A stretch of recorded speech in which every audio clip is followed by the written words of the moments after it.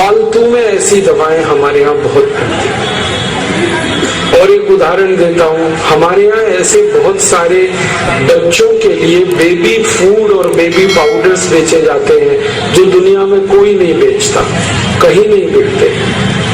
हमारे देश में जो छोटे छोटे बच्चे हैं उनके लिए बेबी पाउडर के नाम पर बहुत सारे ब्रांड हैं, सेरेलक है, नेस्टम है, लैक्टोजन है, ये दुनिया में कहीं नहीं बिकते। अगर आप अमेरिका जाएंगे किसी दुकान में नहीं मिलेगा ये आपको, यूरोप में भी नहीं मिलेगा। अमेरिका यूरोप में तो हम लोग देखते हैं कि वहाँ बड़े बड़े शहरों में होर्डिंग्स लगाए जाते हैं और उन पर लोगों को समझाने के लिए लिखा जाता है baby powder not baby killer. वो कहते हैं कि ये बेबी पाउडर नहीं है, बच्चों को मार डाले, ऐसी चीज। अमेरिका यूरोप में कोई अपने बच्चों को ये नहीं देता, नेस्टम, सेरेलक, लैक्टोजन, लेकिन भारत में पता नहीं कितने परिवारों में बच्चों को ये खिलाया जाता है। पैसे भी बर्बाद हो रहे हैं, बच्चे भी खराब हो रहे हैं। मैं बहुत बार भारत सरकार के मंत्रियों से ये कहता हूँ कि जब कोई दवा अमेरिका में बंद हो चुकी है, कनाडा में बंद है, यूरोप के देशों में बंद है और विश्व स्वास्थ्य संगठन ने उसे बंद करने का आदेश दे रखा है, तो आप उस दवा को भारत में क्यों बंद नहीं करते? तो इसका गोल गोल जवाब देते हैं, लेकिन इसका सही जवाब ये होता है कि दवा बेचने वाली और दवा बनाने वाली जो कंपनियां हैं वो हमारे नेताओं को बहुत बड़े पैमाने पर रिश्वत देती, घूस, रिश्वत और भ्रष्टाचार हमारे देश के हर विभाग में है। ये चिकित्सा का जो विभाग है, ड्रग्स एंड फार्मास्यूटिकल का जो हमारे देश का विभाग है, ये सबसे ज्यादा भ्रष्ट है। वैसे तो सभी विभाग भ्रष्ट हैं, लेकिन ये बहुत भ्रष्ट है। इसमें क्या होता है कि दवा बनाने के लिए कोई कंपनी अमेरिका से भारत आ जाती है और वो ऐसी दवा बनाने का लाइसेंस भारत सरकार से ले लेती है जो दवा बनाने का लाइसेंस उसे अमेरिका में भी नहीं मिलता। मैं आपको एक पूरा उदाहरण से बात समझाऊंगा। हमारे भारत में एक अमेरिका की कंपनी है, उसका नाम है प्रॉक्टर एंड गैम्बल। ये अमेरिकन कंपनी है। ये भारत में सबसे ज्यादा वो दवा बेचती है जो दवा अमेरिका में ना बनाई जाती है ना बेची जाती है। उस दवा का नाम है विक्स। विक्स नाम की दवा आप बाजार से खरीदते हैं। इस दवा को अमेरिका में बनाना और इसको बेचना दोनों जुर्म है। अगर अमेरिका में कोई डॉक्टर किसी मरीज को विक्स का प्रिस्क्रिप्शन लिख दे तो उस डॉक्टर को 14 साल की जेल हो जाती है, उसकी डिग्री छीन ली जाती है। कारण आप पूछोगे क्यों? विक्स जो है जहर है। इसे हम बार बार नाक में लगाते हैं सर्दी जुकाम के हिसाब से। आपको मालूम नहीं है ये विक्स आपको दमा कर सकती है, अस्थमा कर सकती है, ब्रोंकियल अस्थमा आपको हो सकता है विक्स बार बार लगाने से। इसलिए दुनिया भर में विश्व स्वास्थ्य संगठन ने और दुनिया भर के वैज्ञानिकों ने इस विक्स को जहर घोषित किया है। जो जहर है विक्स वो भारत में सबसे ज्यादा बिकता है। आप रायगढ़ में किसी केमिस्ट की दुकान पर सवेरे से शाम तक खड़े होकर ये देखिए कि कौन सी दवा सबसे ज्यादा बिक रही है, तो वो एक ही दवा है, विक्स। जो दवा अमेरिका में नहीं बिक सकती वो भारत में हाईएस्ट सेलिंग मेडिसिन है, सबसे ज्यादा बिकने वाली दवा। कारण क्या है? हमारे देश की सरकार ने प्रॉक्टर एंड गैम्बल कंपनी को लाइसेंस दे रखा है विक्स बनाने का और वो धड़ल्ले से बना रही है। टेलीविजन पे रोज उसका विज्ञापन आता है, जबकि कानून के हिसाब से किसी दवा का विज्ञापन टेलीविजन में नहीं दिया जा सकता। ये कानून है। हमारे भारत में भी ये कानून है, अमेरिका में तो है ही ये कानून। सैकड़ों बार आता है तो सरकार कुछ करती नहीं, क्योंकि वो सरकार ही है जो उसको लाइसेंस दे के बैठी है। और ये कैसे होता है? ये पैसे की ताकत से होता है, रिश्वत से होता है, घूसखोरी से होता है। टेलीविजन में आपको बताया जाता है कि खांसी हो गई है तो विक्स की गोली लो, गले की खिचखिच दूर करो। ये अपराध है बोलना टेलीविजन पे, क्राइम है। कानून के हिसाब से ये क्राइम है, क्रिमिनल एक्टिविटी। लेकिन हमारे यहाँ ये हो रहा है, कारण उसका घूसखोरी, रिश्वतखोरी, भ्रष्टाचार। और वो दवा हम खरीद रहे हैं। और ये दवा भी हम जब खरीदते हैं ना, विक्स तो कितनी महंगी मिलती है। 25 ग्राम विक्स 40 रुपए की है, 50 ग्राम 80 रुपए की है, 100 ग्राम 160 की है, 1 किलो 1600 रुपए की है। अब 1600 रुपए किलो विक्स हम नाक में लगा रहे हैं, 400 रुपए किलो बादाम नहीं खा रहे, 200 रुपए किलो काजू नहीं खा रहे, 300 रुपए किलो गाय का घी नहीं खा सकते, 1600 रुपए किलो की विक्स लगा लेते।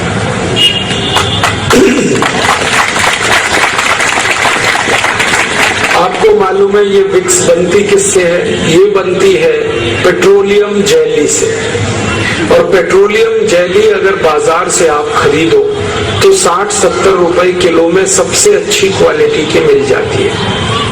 घटिया क्वालिटी की पेट्रोलियम जेली खरीदो 15, 20, 25 रुपए किलो में मिल जाती है। तो जो दवा 50-60 रुपए किलो में बाजार में मिल रही है पेट्रोलियम जेली, उसको एक अमेरिकन कंपनी 1600 रुपए किलो में बेच रही है। ऐसी लूट मचा रखी है इस देश में।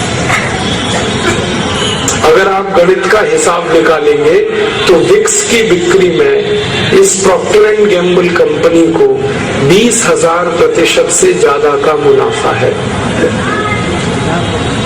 और ये मुनाफा आपकी जेब से लूटा जा रहा है। और सरकार इस घोटाले में शामिल है। सरकार ने लाइसेंस दे रखा है, आंखें बंद कर रखी है, कंपनी लूट रही है पूरे देश को। और दवा ऐसी बेची जा रही है जो कहीं नहीं बिकती पूरी दुनिया। हम सब लोग विदेश प्रवास पे जाते रहते हैं और कई बार वहाँ के डॉक्टर्स और चिकित्सा विशेषज्ञों से बातें करते हैं तो वो हैरानी से हमसे ये पूछते हैं कि भारत में ये कैसे संभव होता है कि एक पॉइजन मेडिसिन को बेचा जाता है, एक जहर दवा को बेचा जा सकता है भारत। ये हमारे यहाँ होता है। और एक उदाहरण देता हूँ, एक विदेशी कंपनी हमारे यहाँ एक दवा बनाती है और बेचती है, उसका नाम है आयोडेक्स। आपने इसका विज्ञापन सुना होगा, आयोडेक्स मलिए काम पे चलिए। ये आयोडेक्स नाम की दवा हर चोट और मोच के लिए आपको कहा जाता है कि आप इस्तेमाल करो। दुनिया में कोई देश नहीं है जो इसका इस्तेमाल करता है आयोडेक्स का। अमेरिका, कनाडा जैसे सब देशों में ये बंद है, 20 साल पहले बंद है, लेकिन भारत में धड़ल्ले से बिक रही है। फालतू में ऐसी दवाएं हमारे यहाँ बहुत बनती है। तो ऐसा हमारे देश में ये बहुत बड़ा घटाटोप है, घोटालेबाजी, रिश्वतखोरी में पूरा चिकित्सा व्यवस्था डूबी हुई है हमारी। और इस चिकित्सा व्यवस्था का एक कड़वा सच है, और मैं पहले से आपसे माफी चाहता हूं, लेकिन जरूर वो कड़वा सच ये है कि ये जितनी बेकार की दवाएं हैं, फालतू की दवाएं, इरेशनल, इररेलेवेंट मेडिसिन, जहरीली दवाएं, इन सबको डॉक्टर्स आपको लिखते हैं एक ही लालच में कि उनको कमीशन मिलता है इन दवाओं को बिकवाने में।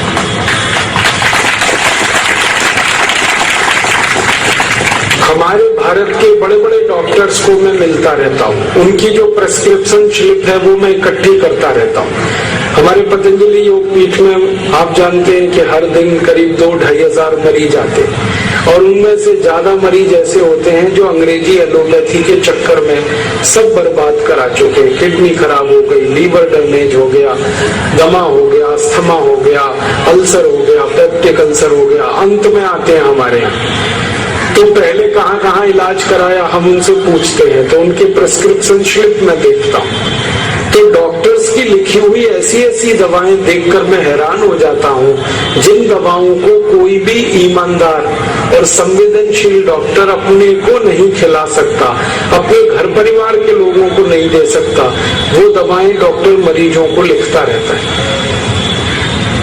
और जब वो स्लिप लेके हम डॉक्टर्स को मिलते हैं और कहते हैं कि आपने ये दवा कैसे लिख दी इस मरीज को, क्योंकि इस दवा के तो 100 से ज्यादा दुष्परिणाम है, दुनिया के इतने देशों में ये बैन है, आपने कैसे लिखा इसको, तो वो डॉक्टर्स जो है ना मुस्कुरा के रह जाते हैं।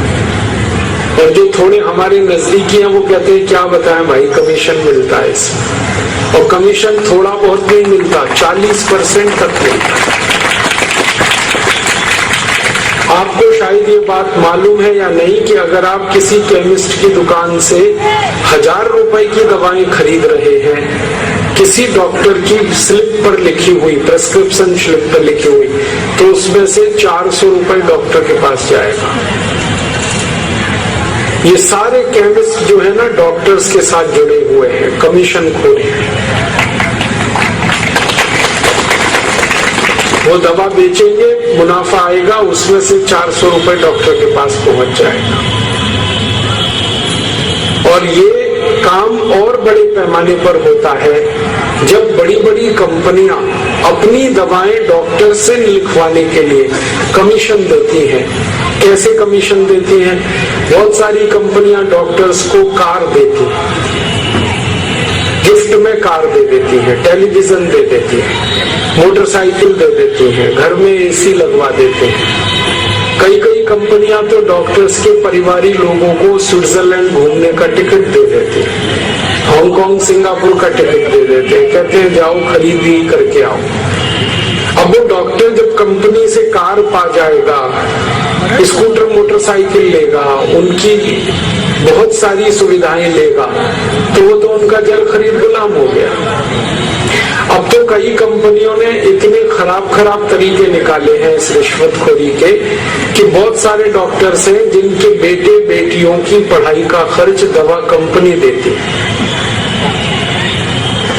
डॉक्टर्स के टेलीफोन का खर्च दवा कंपनी भरती है, डॉक्टर्स की गाड़ी में डीजल पेट्रोल का खर्च दवा कंपनी देती है। तो वो डॉक्टर वही दवा लिखते हैं जिसको कंपनी कहती है, और कंपनी वो दवाएं लिखवाती है जिसमें मुनाफा बहुत हो, और मुनाफा उन्हीं दवाओं में है जो सबसे खराब और रद्दी दवाएं। ये सारा रैकेट ऐसे चलता है। तो इस चक्कर में आप जो दवाएं खा रहे हैं, आप नहीं जानते कि उन्हीं दवाओं से आप और ज्यादा बीमार होते चले जाए। आप नहीं जानते कि कितनी ऐसी दवाएं हैं जो आपके घुटने के दर्द के लिए जिम्मेदार है। जितनी एंटीपायरेटिक और एंटी एनाल्जेसिक मेडिसिन है, ये सब घुटनों का दर्द करते हैं। आपको गठिया होगा, संधिवात होगा, अर्थराइटिस होगा, ऑस्टियोआर्थराइटिस होगा, रूमेटॉइड अर्थराइटिस होगा, ये सब होता है। कितनी ऐसी दवाएं हैं जो आपको मोटापा लाती है। तो इसलिए मैं आप सभी से एक निवेदन करने आया, विनती करने आया कि आप बीमारी से नहीं, बेईमान डॉक्टरों से बचो। आप बीमारी से नहीं, ये बेकार की फालतू एलोपैथिक दवाओं से